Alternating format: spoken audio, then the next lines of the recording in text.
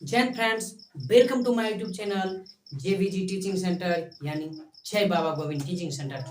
तो हम लोगों ने देख चुके हैं प्राकृतिक संख्या किसे कहते हैं, पूर्ण संख्या किसे कहते हैं, पूर्णांक संख्या किसे कहते हैं, सम संख्या किसे कहते हैं, विषम संख्या किसे कहते हैं।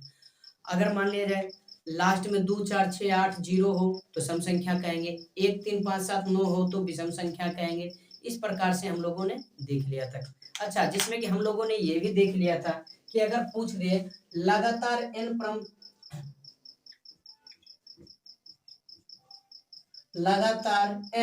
प्राकृतिक संख्याओं का योगफल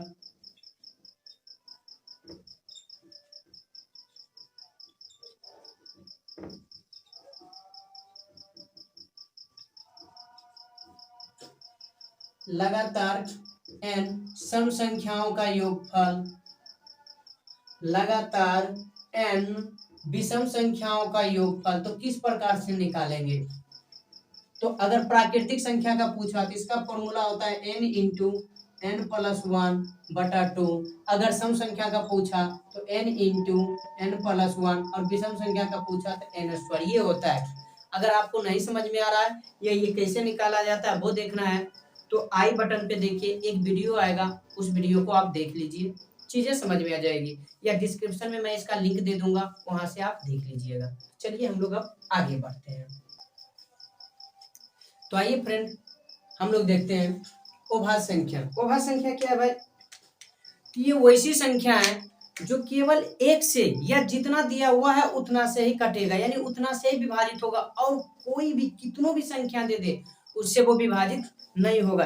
यानी कहने का मतलब क्या है? कहने का मतलब मेरा ये है कि मान लीजिए 3 की बात कर रहे हैं तो 3 में केवल 1 से भाग लगेगा या 3 से भाग लगेगा, और कोई भी संख्या से ये 3 नहीं कटेगा, केवल 1 से और 3 से। यानी मेरा कहने का मतलब ये हुआ कि ये 3 विभाजित होगा केवल 1 से और 3 से, इसके अतिरिक्त किसी से भी नहीं। मान लीजिए हम बात 11 का कर रहे हैं, 11 भी क्या होगा भाई? केवल और केवल 1 से विभाजित होगा केवल 3 से।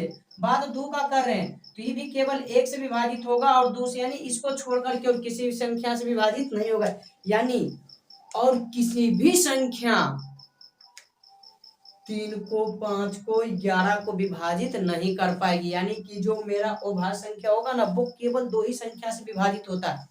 एक तो एकलौता 1 से, क्योंकि 1 सभी को विभाजित कर सकता है, और दूसरा जितना दिए हैं स्वयं उतना से, जिससे 3 के लिए स्वयं 3 हो गया, 11 के लिए, सॉरी यहाँ पर 3 लिख दिए हैं, 11 के लिए स्वयं 11 हो गया है, 2 के लिए स्वयं 2 हो गया। तो देखिए हम लोग क्या लिखे हैं, अभाज्य संख्या रूट संख्या जिसे हम प्राइम नंबर्स कहते हैं, वैसी संख्या जो केवल और केवल, इस लाइन पे थोड़ा गौर कर कीजिएगा, केवल और केवल, केवल और केवल पे क्या लिखे हैं भाई? वैसी संख्या जो केवल और केवल एक अथवा स्वयं, एक अथवा स्वयं क्यों लिखे? क्योंकि 3 के लिए एक तो एक है, स्वयं का मतलब 3, 11 भी 1 से है ही विभाजित, लेकिन स्वयं के लिए 11 का 11, 2 भी 1 से विभाजित है, लेकिन 2 के लिए स्वयं भी क्या होगा? तो स्वयं भी 2 ही होगा। तो इसीलिए यहाँ लिखे हैं एक अथवा स्वयं से विभाजित होता, अन्य किसी भी संख्या से नहीं, अन्य किसी भी संख्या से नहीं। इसका मतलब और कोई भी संख्या लेके आ जाओ नहीं विभाजित कर सकता। क्या 3 को 2 विभाजित करेगा? नहीं। 3 को 2 विभाजित नहीं कर सकता। क्या 3 को 4 विभाजित कर सकता है? नहीं, 3 को 4 विभाजित नहीं करेगा। 2 को कोई और संख्या नहीं कर सकता विभाजित। तो इसे हम क्या कहते हैं? अभाज्य संख्या। जैसे जैसे आपका 2 हो जाएगा, 3 हो जाएगा, 5 हो जाएगा, 7 हो जाएगा, 11 हो जाएगा, 13 हो जाएगा, 17 हो जाएगा, 19 हो जाएगा, इत्यादि। इस तरह से इत्यादि। अच्छा, यहाँ ये ध्यान दीजिएगा, पूछ क्या रहा? 2 अभाज्य संख्याओं का मोसो, और 2 अभाज्य संख्याओं का मोसो जब भी निकालेंगे तो वो 1 निकलेगा। कैसे? मान लीजिए 2 और 3 का निकालिए, 2 से 3 में डिवाइड करेंगे, एक बार में 2 बच गया 1, अब 2 में लगाएंगे, 2 बार में 2, कहानी खत्म। तो 1 ही है ना भाई। अब मान लीजिए कि आप 5 7 में कर रहे हो तो 5 से आप 7 में 2, तो एक बार में 5 बच गया 2, 2 से 5, 2 बार में 4 बच गया 1, 1 से फिर 2, 2 बार में 2, कहानी खत्म, बच गया 1। यानी कि 2 संख्याओं का मोसो, 2 संख्याओं का मोसो जब भी होगा, 2 संख्याओं का मोसो तो कितना होगा? 1 होगा। 2 संख्याओं का मोसो जब भी देंगे तो कितना देंगे भाई? तो 1 देंगे। आगे हम देखते हैं, तो आगे क्या कह रहा है, सबसे छोटी अभाज्य संख्या, तो स्टार्ट ही 2 से होता है, तो सबसे छोटी अभाज्य संख्या 2 होगा। आगे एकमात्र सम संख्या, सॉरी यहाँ 1 लिख दिए। अगला क्या है, एकमात्र सम अभाज्य संख्या, तो भाई 2 ही है, केवल एक, जो सम भी है और अभाज्य भी। आगे जो भी आएगा 2 को छोड़ने के बाद जितना भी अभाज्य आएगा, सम विषम आएगा, सब क्या आएगा, विषम। क्यों? क्योंकि जो भी कोई संख्या सम हुआ वो 2 से विभाजित हो जाएगा, जितना भी सम संख्या है सब 2 से विभाजित हो जाता है, इसलिए अब 2 के छोड़ करके कोई भी सम संख्या नहीं आएगा, केवल विषम आएगा।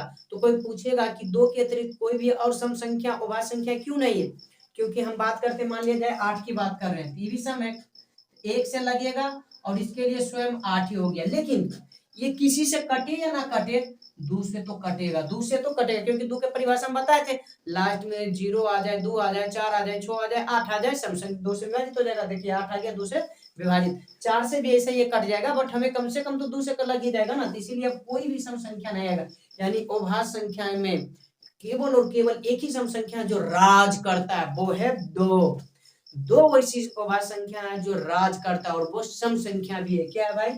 सम संख्या। अगला बोला गया है क्या, तो ये भी क्या हो जाएगा हमारा 2। अगला, इसका केवल 2 संख्याओं से विभाजित होगा।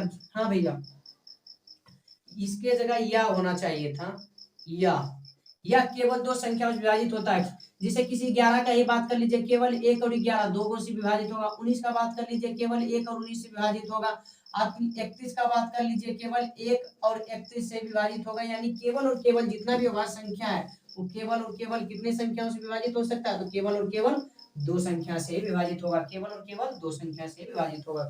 अगला है भाज्य संख्या, तो भाज्य संख्या जस्ट अभाज्य संख्या का उल्टा, यानी अभाज्य संख्या में एक और स्वयं के अतिरिक्त कोई नहीं लगना चाहिए। इसमें क्या है, एक और स्वयं के अतिरिक्त कम से कम एक और संख्या होना चाहिए जो क्या करे, विभाजित इसको कर दे। करने का मतलब क्या है, मान लो आर नाम का कोई व्यक्ति, ए नाम का कोई व्यक्ति है, तो ये दोनों का, इसका भी कम से कम एक कोई दोस्त और होना चाहिए, कोई एक और दोस्त भी है, ये इसका दोस्त है, इसका दोस्त है, लेकिन एक और दोस्त है कम से कम होना चाहिए जो इन दोनों को जोड़ कर रखता है, जो इन दोनों का, तभी तो मेरा ट्रायंगल बनेगा ना।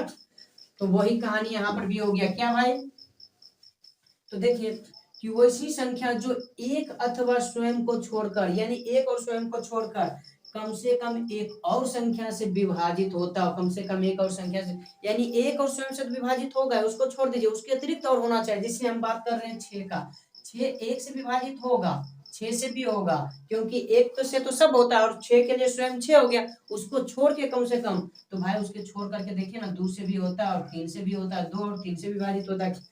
अब 10 की बातें कर लो, 1 से विभाजित हुआ, 10 स्वयं, 10 के लिए तो स्वयं 10 हो गया, लेकिन इसको छोड़ने के बाद कम से कम 2 और 5 से विभाजित होता है, 2 और 5 से, 9 का बात कर लीजिए, तो इसके लिए एक तो एक है, स्वयं 9 ही हो गया, लेकिन इसको छोड़ने के बाद भी 3 से विभाजित हो रहा, तो ये सब जो होगा, ये सब क्या हो गया, भाज्य संख्या, ये सब क्या हो जाएगा हमारा भाई, भाज्य।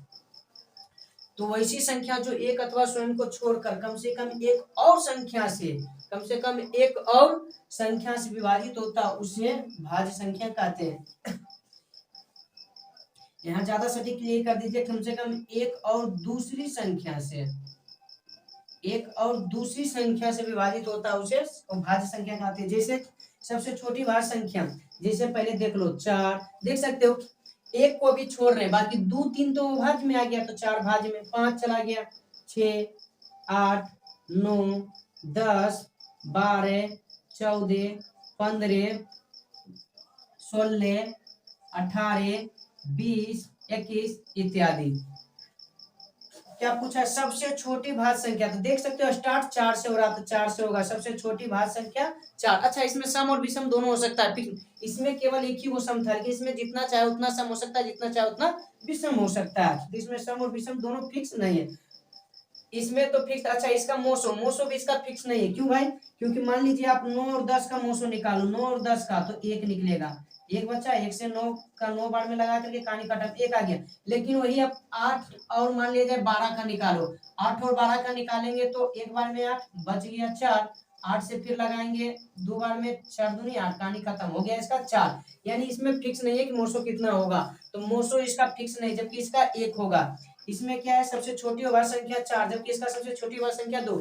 इसमें एकमात्र सम अभाज्य संख्या 2 था, इसमें ऐसा कोई बात नहीं, विषम सम कितनों भी हो सकता है।